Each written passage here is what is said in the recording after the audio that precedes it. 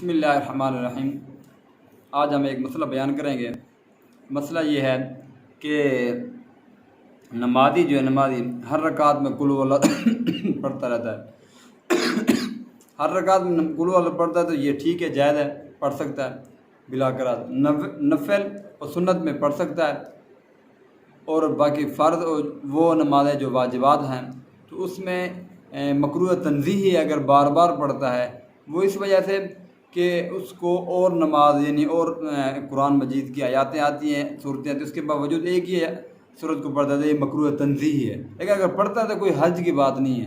ہاں، اگر کسی کو آتی نہیں ہے، قل هو اللہ آتی ہے اور کوئی صورت نہیں آتی تو وہ پڑھتا ہے تو اس میں کوئی حرج نہیں۔ لیکن یہ ہے کہ نماز میں قرآن مجید کی زیادہ سے زیادہ تلاوت کیا جائے، کیونکہ اس میں شریعت نے بتایا ہے کہ صبح کی نماز میں کتنی تلاوت ہونی چاہیے۔ سنت طریقہ کیا ہے؟ ظہر کی نماز میں کتنی ہونی چاہیے، عصر کی نماز میں کتنی ہونی چاہیے، عشاء کی نماز میں کتنی، مغرب کی نماز میں کتنی ہونی چاہیے۔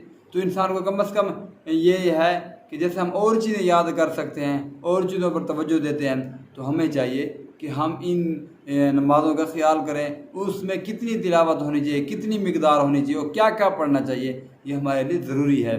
تو اگر کوئی بندہ ایک ہی نماز میں قل هو اللہ پڑھتا رہتا ہے تو اس کی نماز ہو جائے گی۔ اگر اس کو اور صورتیں نہیں آتی، یا سورہ کوثر پڑھتا رہتا ہے، یہ چھوٹی صورتیں ایک ہی نماز میں پہلی رکعت میں، یہ دوسرے میں، تیسری میں، چوتھی، تو یہ پڑھ سکتا ہے، نماز ہو جائے گی، اس میں کوئی قباحت کی بات نہیں ہے۔